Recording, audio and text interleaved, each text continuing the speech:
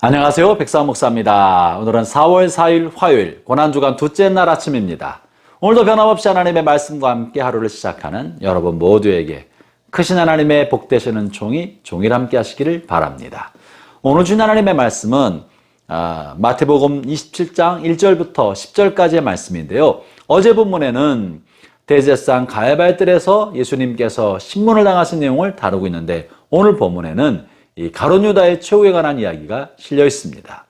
그런데 어제 본문 마지막에는 이런 신문 받는 예수님의 모습만이 아니라 베드로가 그 대제사장의 뜰에서 예수님을 3번씩이나 부인한 내용을 담고 있었습니다. 어찌 보면 어제 본문과 오늘 본문은 다 같이 이어져서 베드로가 예수님을 부인하고 또 예수님을 배신했던 가룟 유다의 최후까지 싣고 있는 내용이 어제와 오늘 이어지는 본문의 내용인 것이죠.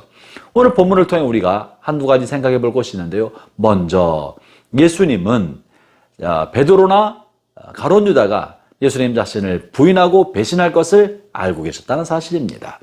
마지막 날 저녁 베드로와 가룟 유다를 앞에 두고 제자들을 모은 상태에서 주님께서는 자신을 배신할 베드로와 유다를 위하여 빵을 떼어 주셨습니다. 그리고 그들을 위하여 발을 다 씻겨 주셨던 것입니다. 사랑하는 형제자매 여러분, 그리고는 요한복음 13장 1절에 보면은 예수님께서 제자들을 사랑하시되 끝까지 사랑하셨다. 끝까지 사랑하셨다. 그래서 배반할 제자들의 발을 씻겨주고 배반할 제자들을 위하여 빵을 떼어 주셨던 것이죠. 사랑하는 형제자매 여러분, 사랑은 이런 것입니다. 사랑은 내가 사랑하는 대상을 위하여 끝까지 사랑하고 발을 씻겨주고 빵을 공급해 주지만, 또 한편의 마음에는 그들이 나를 떠날 것도 품을 수 있는 마음의 여지까지 두고 있는 거예요. 사랑은 소유가 아닌 까닭은 그들이 나를 떠나고 배신해도 괜찮다는 마음의 한편의 여유까지, 여력까지 담고 있을 때 이것이 진정한 사랑인 것입니다. 예수님은 그들이 예수님을 배신할 줄 알고 있었지만 그것마저도 품으시고 마음에 담으셨기 때문에 끝까지 사랑할 수가 있었던 것입니다. 그리고 그들에 관하여 단 한 번도 책망하지 않으셨습니다. 마지막 날 밤에도 네가 어떻게 나에게 그럴 수 있냐고 책망하지 않으셨고, 또 나중에 후회하고 돌아온 베드로를 향해서도 책망하지 않으셨던 것입니다. 사랑하는 형제자매 여러분, 저나 여러분의 사랑이 우리의 사랑의 대상에 대한 집착과 소유, 그리고 나의 사랑을 그가 갚을 것에 대한 기대를 뛰어넘어 그들이 나를 배신하고 나를 버리고 내 사랑을 알지 못하고 오히려 등에 칼을 꼽는다 할지라도 그것마저 품을 수 있는 마음의 여유와 여력을 갖게 되기를 바랍니다. 아울러 오늘 본문에서는 이 두 사람이 모두 예수님을 배신했지만 두 사람의 마지막 최후가 사뭇 다르다는 사실을 보여주는데요. 먼저 베드로의 모습을 보겠습니다. 어제 본문 26장 75절인데요. 이에 베드로가 예수의 말씀에 다 굴기 전에 네가 3번 나를 부인하리라 하심이 생각나서 밖에 나가서 심히 통곡하니라. 오늘 본문에 유다는 어떻게 했습니까? 3절부터 5절입니다. 그때 예수를 판 유다가 그의 정죄됨을 보고 스스로 뉘우쳐 그 은 30을 대제사장들과 장로들에게 도로 갖다 주며 이르되 내가 무죄한 피를 팔고 죄를 범하였도다 하니 그들이 이르되 이것이 우리에게 무슨 상관이냐? 네가 당하라 하거늘 유다가 은을 성소에 던져놓고 물러가서 스스로 목매어 죽은지라. 유다나 베드로나 둘 다 예수님을 배신한 큰 잘못을 저질렀습니다. 잘못을 하였고, 그리고 자신의 잘못에 대해서 뼈아픈 후회와 자책을 하였던 것입니다. 베드로는 통곡할 만큼, 그리고 유다는 자신이 배신해서 얻은 유익을 다 버리고 돌려놓으려고 애를 썼던 것만큼 자신의 잘못된 행동에 대하여 뼈아픈 후회와 자책을 하였던 것이죠. 여기까지는 똑같습니다만, 그러나 그 다음 단계가 두 사람이 달라졌습니다. 그 다음 단계 선택이 달라졌기 때문에 한 사람은 초대교회의 기초를 놓았던 위대한 사도가 된 반면에 한 사람은 비극적 최후를 맞이하여 영원토록 사람들에게 미움받는 대상이 되어버리고 말았던 것입니다.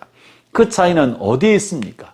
자책과 후회, 뉘우침, 그 다음 단계에서 가룟 유다는 자기 자신을 바라보았던 거예요. 내가 어떻게 그럴 수 있을까? 내가 어떻게 나의 스승을 팔았나? 끝없이 자기 자신만 한없이 바라봤기 때문에 이런 나는 쓸모가 없다. 이런 나는 죽어야 한다라고 결론을 내렸던 것입니다. 반면에 베드로는 자기 자신에 대한 한없는 자책 속에 통곡하였지만 자기 자책으로 머물지 않고 베드로는 그 다음 단계로 나갔던 겁니다. 그 다음 단계 뭡니까? 그것은 바로 그러한 나도 예수님이 사랑하신다 하는 사실이었습니다. 그래서 다른 제자들이 예수님께서 갈릴리로 가신다는 말을 듣고 베드로는 갈릴리로 가서 예수님을 만나게 되지 않습니까? 사랑하는 형제자매 여러분, 우리 모두가 다 잘못을 할 수 있습니다. 말없이 한없는 후회와 자책이 될 만큼 큰 잘못을 할 수 있습니다. 그러나 이 자책이 자기 자신을 바라보는 자책을 뛰어넘어야 합니다. 깊은 자기 성찰을 통해 자신의 잘못이 무엇인가 깊게 들여다본 다음에는 그러한 나도 사랑하는 주님을 바라보아야 합니다.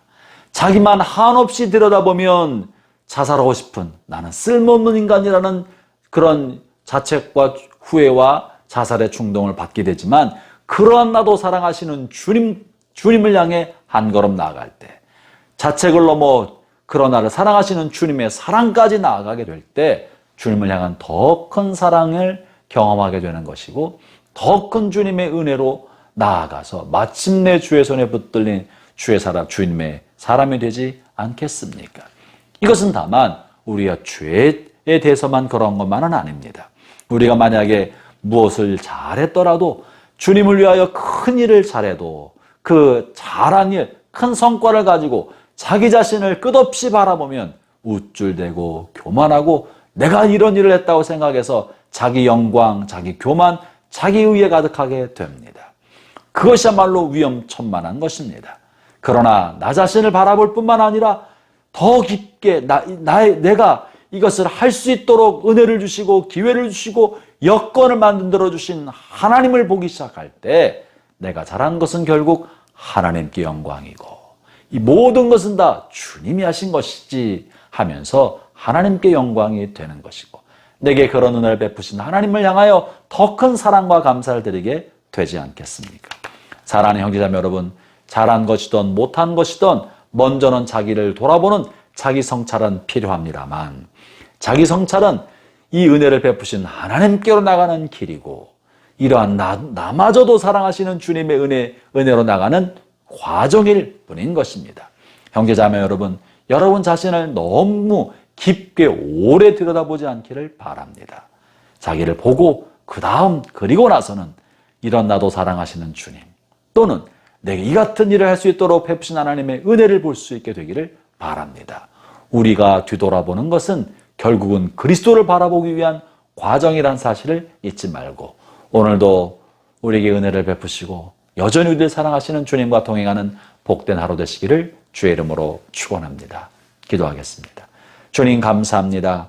변함없는 크신 사랑 우리를 사랑하시고 돌보시는 주님 그 은혜 감사합니다. 고난주간 나를 향하여 사랑을 베풀어 주시고 나를 위하여 고난을 당하신 주님을 묵상하며 주님을 향한 더 큰 사랑과 더 큰 헌신으로 나가는 저희 모두가 되게 하여 주옵소서. 예수님 이름으로 기도합니다. 아멘.